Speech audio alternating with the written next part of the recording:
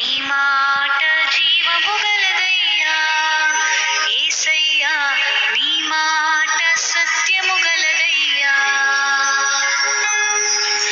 నీ మాట మార్పు లేనిదయ్యా యేసయ్యా, నీ మాట మరచిపోనిదయ్యా. దేవుని నామమునకు మహిమ కలుగునుగాక. అనుదిన పరిశుద్ధ గ్రంథ పఠనము. జూన్ 6. ప్రార్థన.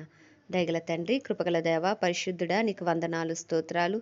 నీ కృపలో మమ్మల్ని జ్ఞాపకం చేసుకుని మరి ఒక నూతన దినము మా జీవితాల్లో మీరు ప్రవేశపెట్టినందుకు మీకు వందనాలు, స్తోత్రాలు. ప్రభా, ఈ దినం నాయన పరిశుద్ధ గ్రంథ పఠనం ద్వారా మమ్మల్ని బలపరచండి. వాక్యం ద్వారా మాతో మాట్లాడండి. నీ ఆత్మతో నింపి నాయన ఆది నుంచి అంతం వరకు మీరే నడిపించమని యేసుక్రీస్తు అతి పరిశుద్ధ నామములో అడిగి వేడుకొనిచున్నాను మా పరమ తండ్రి. ఆమేన్. నెహెమ్యా గ్రంథము 1 నుండి 3 అధ్యాయములు.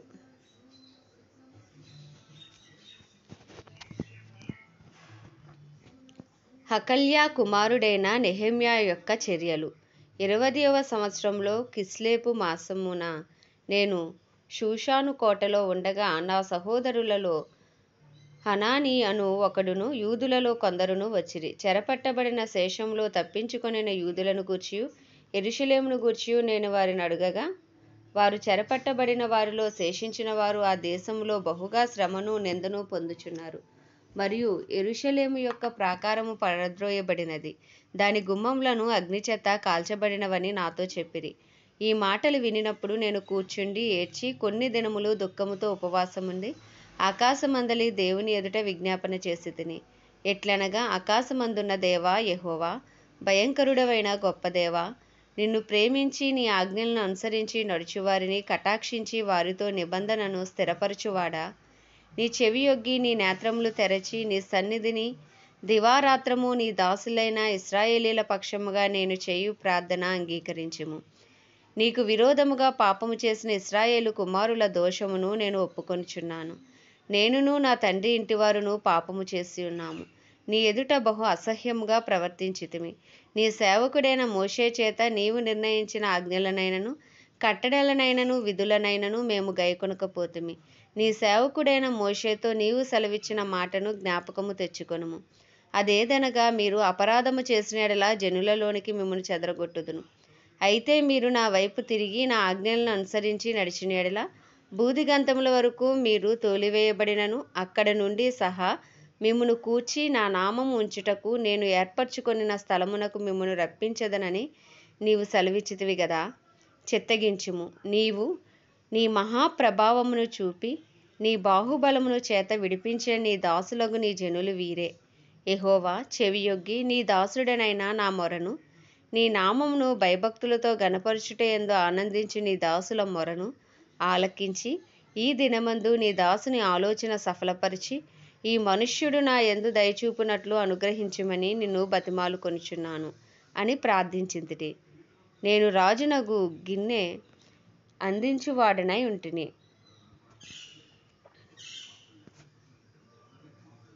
2వ అధ్యాయము.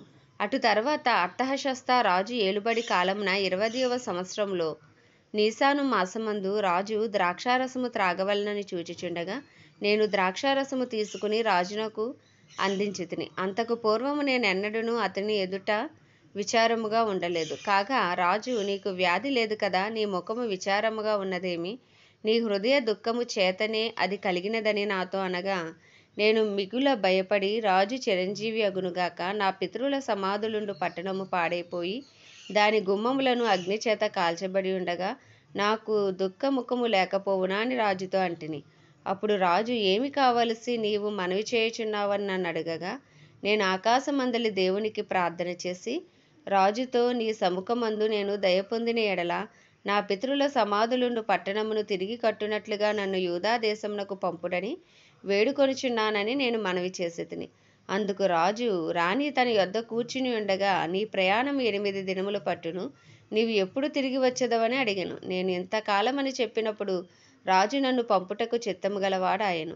ఇదియుగాక రాజుతో నేను ఇట్లాంటిని, రాజు నాకు అనుకూలమైతే యూదా దేశమున నేను చేరు వరకు నన్ను దాటించినట్లుగా నడి అవతలనున్న అధికారులకు తాకీదులను పట్టణ ప్రాకారమునకును మందిరముతో సంబంధించిన కోట గుమ్మములకును నేను ప్రవేశింపబోవు ఇంటికిని దూలములు మ్రానులు ఇచ్చినట్లుగా రాజుగారి అడవులను కాయు ఆసాపునకు ఒక తాకీదుని ఈడని అడిగితిని. అలాగు నాకు తోడుగా ఉండి నాకు కృపచూపుచున్న నా దేవుని కరుణాహస్తము కొలది రాజు నా మనవి ఆలకించెను. తరువాత నేను నది అవతలనున్న అధికారుల యొద్దకు వచ్చి వారికి రాజు యొక్క తాకీదులను అప్పగించితిని. రాజు నాతో కూడా సేనాధిపతులను గుర్రపు రౌతులను పంపించెను. హోరోనీయుడైన సన్బల్లట్టును అమోనీయుడైన టోబియాను దాసుడును ఇశ్రాయేలీయులకు క్షేమము కలుగజేయు ఒకడు వచ్చినని విని బహుగా దుఃఖపడిరి. అంతట నేను యెరూషలేమునకు వచ్చి 3 దినములు అక్కడనే ఉండి రాత్రియందు నేనును నాతో కూడా ఉన్న కొందరును లేచితిమి. యెరూషలేమును గూర్చి దేవుడు నా హృదయమందు పుట్టించిన ఆలోచనను నేనెవరితో అయినను చెప్పలేదు. మరియు నేను ఎక్కియున్న పశువు తప్ప మరి ఏ పశువును నా యొద్ద ఉండలేదు.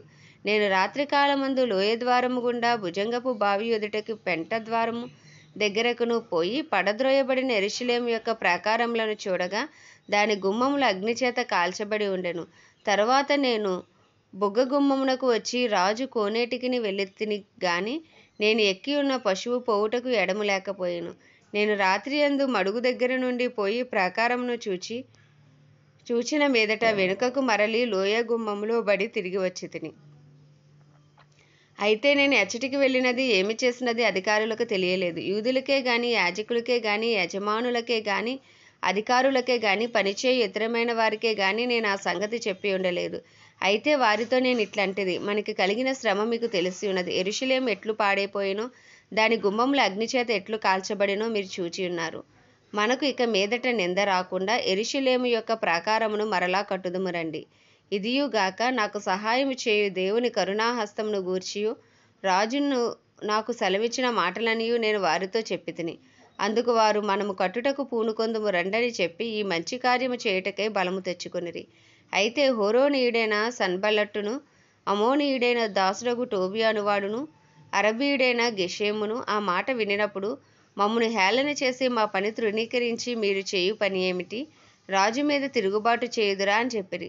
అందుకు నేను ఆకాశమందు నివాసి అయిన దేవుడు తానే మా యత్నమును సఫలము చేయును గనుక ఆయన దాసులమైన మేము కట్టుటకు పూనుకొనుచున్నాము. యెరూషలేమునందు మీకు భాగమైనను స్వతంత్రమైనను జ్ఞాపక సూచనైనను లేదని ప్రత్యుత్తరమిచ్చితిని. 3వ అధ్యాయము. ప్రధాన యాజకుడైన ఎల్యాషీబును అతని సహోదరులైన యాజకులను లేచి గొర్రెల గుమ్మమును కట్టి ప్రతిష్ఠించి తలుపులు నిలిపిరి. హమేయా గోపురము వరకును హనాన్యేలు గోపురము వరకును ప్రాకారమును కట్టి ప్రతిష్ఠించిరి. అతని ఆనుకొని ఎరుకో పట్టణపు వారు కట్టిరి. వారిని ఆనుకుని ఇమీ కుమారుడైన జక్కూరు కట్టెను. మత్స్యపు గుమ్మమును హస్సేనాయా వంశస్థులు కట్టిరి. మరియు వారు దానికి దూలములను ఎత్తి తలుపులు నిలిపి తాళములను గడియలను అమర్చిరి. వారిని ఆనుకుని హక్కోజునకు పుట్టిన ఊరియా కుమారుడైన మెరేమోతును వారిని ఆనుకుని మెషేజాబెయేలునకు పుట్టిన బెరెక్యా కుమారుడైన మెషుల్లామును వారిని ఆనుకుని బయనా కుమారుడైన సాదోకును వారిని ఆనుకుని తెకోవీయులను బాగుచేసిరి. అయితే జనుల అధికారులు తమ ప్రభువు పనిచేయు నొప్పుకొనకపోయిరి. పాత గుమ్మమును బాగుచేయువారు ఎవరనగా పానేయా కుమారుడైన యెహోయాదాయను బెసోద్యా కుమారుడైన మెషుల్లామును దానికి దూలములను ఎత్తి తలుపులు నిలిపి తాళములను గడియలను అమర్చిరి. వారిని ఆనుకొని గిబియోనీయులను మిస్పావారును గిబియోనీయుడైన మెలట్యాయును మేరోనోతోయుడైన యాదోనును ఏటి అవతలనున్న అధికారి న్యాయపీఠం ఉంచబడిన స్థలము వరకు బాగుచేసిరి. వారిని ఆనుకుని బంగారపు పనివారి సంబంధి అయిన అర్హయా కుమారుడైన ఉజ్జీయేలు బాగుచేయువాడై ఉండెను. అతని ఆనుకుని ఔషధ జ్ఞానియగు హనన్యా పని జరుపుచుండెను. యెరూషలేము యొక్క వెడల్పు గోడ వరకు దాన్ని ఉండనిచ్చిరి. వారిని ఆనుకుని యెరూషలేములో సగభాగమునకు అధిపతి అయిన హూరు కుమారుడైన రెఫయ్యా బాగుచేసెను. వారిని ఆనుకుని తన ఇంటికి ఎదురుగా హరూమపు కుమారుడైన యదాయా బాగుచేసెను. అతని ఆనుకుని హషబ్నేయా కుమారుడైన హట్టూషు పని జరుపువాడై ఉండెను. 2వ భాగమును అగ్నిగుండముల గోపురమును హారీము కుమారుడైన మల్కీయాయును పహోత్మయాబు కుమారుడైన హషూబును బాగుచేసిరి. వారిని ఆనుకుని యెరూషలేములో సగమునకు అధిపతి అయిన హల్లోహేషు కుమారుడైన షల్లూమును అతని కుమార్తెలను బాగుచేసిరి. లోయ ద్వారమును హానూనును జానోహా కాపురస్తులను బాగుచేసి కట్టిన తర్వాత దానికి తలుపులను తాళములను గడియలను అమర్చిరి. ఇదియుగాక పెంటద్వారము వరకు ఉండు గోడ 1000 మూరలు దనుక వారు కట్టిరి. బేత్ హక్కేరేము ప్రదేశమునకు అధిపతి అయిన రేకాబు కుమారుడైన మల్కీయా పెంటగుమ్మమును బాగుచేసెను. అతడు దాని కట్టిన తర్వాత దానికి తలుపులు నిలిపి తాళములను గడియలను అమర్చెను. అటు వెనుక మిస్పా ప్రదేశమునకు అధిపతి అయిన కొల్వోజే కుమారుడైన షల్లూము దార యొక్క గుమ్మమును బాగుచేసి కట్టిన తర్వాత దానికి తలుపులు నిలిపి తాళములను గడియలను అమర్చెను. ఇదియుగాక దావీదు పట్టణం నుండి క్రిందకు పోవు మెట్ల వరకు రాజు తోట యొద్దనున్న సిలోయాము మడుగు యొక్క గోడను అతడు కట్టించెను. అతని ఆనుకుని బెత్సూరులో సగము భాగమునకు అధిపతియు అజ్బూకు కుమారుడునైన నెహెమ్యా బాగుచేసెను. అతడు దావీదు సమాధులకు ఎదురుగా ఉన్న స్థలముల వరకును కట్టబడిన కోనేటి వరకును పరాక్రమశాలుల ఇండ్ల స్థలముల వరకును కట్టెను. అతని ఆనుకుని లేవీలలో బానీ కుమారుడైన రెహూము బాగుచేసెను. అతని ఆనుకుని తన భాగంలో కెయిలా యొక్క సగము భాగమునకు అధిపతి అయిన హషబ్యా బాగుచేయువాడాయను. అతని ఆనుకుని వారి సహోదరులైన హేనాదాదు కుమారుడైన బవ్వై బాగుచేసెను. అతడు కెయీలాలో సగము భాగమునకు అధిపతిగా ఉండెను. అతని ఆనుకుని మిస్పాకు అధిపతియు ఏషువాకు కుమారుడునైన ఏజేరు ఆయుధముల కొట్టు మార్గమునకు ఎదురుగానున్న గోడ మలుపు ప్రక్కను మరి ఒక భాగమును బాగుచేసెను. అతను ఆనుకుని ఆ గోడ మలుపు నుండి ప్రధాన యాజకుడైన ఎలియాషీబా ఇంటి ద్వారము వరకు ఉన్న మరి ఒక భాగమును జబ్బయి కుమారుడైన బారూకు ఆసక్తితో బాగుచేసెను. అతన్ని ఆనుకుని ఎలియాషీబు ఇంటి ద్వారము నుండి ఆ ఇంటి కొన వరకు హక్కోజునకు పుట్టిన ఊరియా కుమారుడైన మెరేమోతు బాగుచేసెను. అతన్ని ఆనుకుని యోర్దాను మైదానములో నివాసులైన యాజకులు బాగుచేయువారైరి. వారిని ఆనుకుని తమ ఇంటికి ఎదురుగా బెన్యామీను హషూబు అనువారు బాగుచేసిరి. వారిని ఆనుకుని తన ఇంటి యొద్ద అనన్యాకు పుట్టిన మయాషేయ కుమారుడైన అజర్యా బాగుచేసెను. అతన్ని ఆనుకుని అజర్యా ఇల్లు మొదలుకుని గోడ మలుపు మూల వరకును హేనాదాదు కుమారుడైన బిన్నూయి మరి ఒక భాగమును బాగుచేసెను. అతన్ని ఆనుకుని గోడ మల్లిన దిక్కున చెరసాల దగ్గర రాజునగరులో నిలుచు మహాగోపురము వరకు ఊజై కుమారుడైన పాలాలు బాగుచేయువాడాయను. అతని ఆనుకుని పరోషు కుమారుడైన పెదాయా బాగుచేసెను. ఓపెలులోనున్న నెతీనీయులు తూర్పువైపు నీటి గుమ్మము ప్రక్కను దానికి సంబంధించిన గోపురము దగ్గరను బాగుచేసిరి. వారిని ఆనుకుని ఓపేలు గోడ వరకు గొప్ప గోపురమునకు ఎదురుగా ఉన్న మరి ఒక భాగమును తెకోవీయులు బాగుచేసిరి. గుర్రపు గుమ్మమునకు పైగా యాజకులందరూ తమ ఇండ్లకెదురుగా బాగుచేసిరి. వారిని ఆనుకుని తన ఇంటికి ఎదురుగా ఇమ్మేరు కుమారుడైన సాదోకు బాగుచేసెను. అతని ఆనుకుని తూర్పు ద్వారమును కాయు షెకన్యా కుమారుడైన షెమయా బాగుచేసెను. అతని ఆనుకుని షెలేమ్యా కుమారుడైన హనన్యాయును జాలాపు 6వ కుమారుడైన హానూనును మరి ఒక భాగమును బాగుచేయువారైరి. వారిని ఆనుకుని తన గదికి ఎదురుగా బెరెక్యా కుమారుడైన మెషుల్లాము బాగుచేసెను. అతని ఆనుకుని నెతీనీయుల స్థలమునకును మిక్పాదు ద్వారమునకును ఎదురుగా ఉన్న వర్తకుల స్థలము యొక్క మూల వరకును బంగారపు పనివాని కుమారుడైన మల్కీయా బాగుచేసెను. మరియు మూలకును గొర్రెల గుమ్మమునకును మధ్యను బంగారపు పనివారును వర్తకులను బాగుచేసిరి. దేవుడి పరిశుద్ధ వాక్యం మన వినికిడిలో దీవించునుగాక. ప్రార్థన. దగల తండ్రి, కృపగల దేవ, పరిశుద్ధుడా, నీకు వందనాలు, స్తోత్రాలు. కనికరం కలిగిన దేవ, ప్రేమ కలిగిన దేవానికి వందనాలు. దినదినము నూతనమైన వాత్సల్యంతో మమ్మల్ని ప్రేమించుచున్న దేవానికి వందనాలు. మీ కృపను బట్టి, మీ ప్రేమను బట్టి ప్రభా, ఇగో మరి ఒక నూతన దినములో మమ్మల్ని ప్రవేశపెట్టిన దేవుడవు నాయన. ఆరోగ్యంను, ఆయుష్యునిచ్చి మీరు నిలవబెట్టుకున్నందుకు నీకు వందనాలు, స్తోత్రాలు ప్రభా. ఈ దినమంతా నీ కృపను మాకు తోడుగా ఉంచండి. మేము చేసే ప్రతి పనిలో నీ కృపను మాకు తోడుగా ఉంచండి. రాకపోకల్లో కాపుదల, భద్రత ఉంచండి ప్రభా. మా అపరాధములు, మా పాపములు అయ్యా తెలిసి తెలియక నాయన మేము చేసిన ప్రతి మాటను అయ్యా తండ్రి, ఏ విషయాల్లో మేము నాయన విరోధముగా పనిచేస్తున్న మా క్రియలను దయతో క్షమించు ప్రభా. అయ్యా నీకు ఇష్టలుగా జీవించు భాగ్యము దయచేయండి. నీ చిత్తము మాలో నెరవేర్చండి. మా వ్యక్తిగత జీవితాల్లో, మా కుటుంబాలలో అయ్యా మేము చేసే పనిపాటుల్లో నీ చిత్తమే జరుగునుగాక. అయ్యా తండ్రి నీకు వందనాలు. మా కుటుంబాలను సైతం మీరు జ్ఞాపకం చేసుకోండి. వారి పాపములు కూడా దయతో క్షమించండి ప్రభా.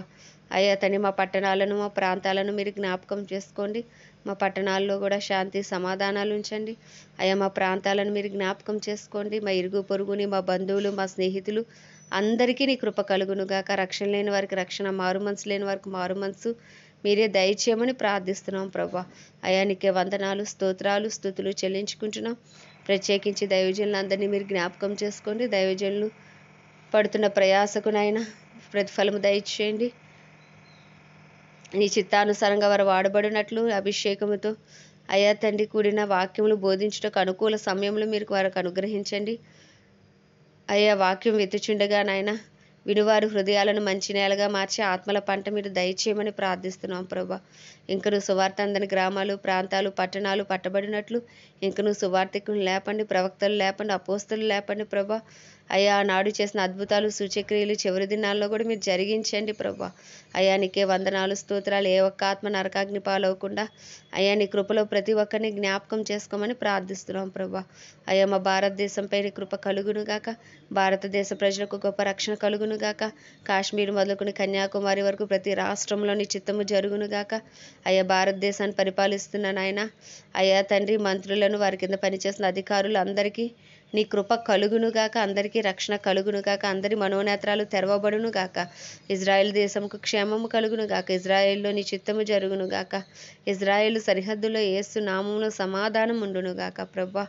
అయ్యా తండ్రి కడవరి వానాకాలంలో వర్షమును దయచేస్తానని వాగ్దానం అయ్యా మీరు నెరవేర్చండి ప్రభా. కడవరి వర్షమే మీరు దిగిరండి. ప్రతి క్రైస్తవుని ఉజ్జీవపరచండి, రూపాంతరపరచండి, నీ రూపులోకి మార్చండి ప్రభా. అయ్యా తండ్రి నీకే వందనాలు. ప్రపంచ దేశాలన్నింటినీ జ్ఞాపకం చేసుకోండి. వాటిని పరిపాలిస్తున్న రాజులను, వారి కింద పనిచేసిన అధికారులు అందరికీ నీ కృప కలుగునుగాక. అయ్యా అందరూ నీతి న్యాయంతో పరిపాలించే కృపను మీరు అనుగ్రహించమని ప్రభా. పరలోకంలో మీ చిత్తము జరుగుచున్నట్లు భూమి అందంతటా నీ చిత్తము జరిగించమని, నీ రాజ్యమును స్థాపించమని ఈ దినమంతా మాకు మీరు తోడుగా ఉండి నడిపించి దుష్టుడి బారి నుండి ప్రతి కీడు నుండి మమ్మల్ని తప్పించమని యేసు క్రీస్తు అతి పరిశుద్ధ నామంలో అడిగి వేడుకొనిచున్నాం మా పరమ తండ్రి. ఆమేన్.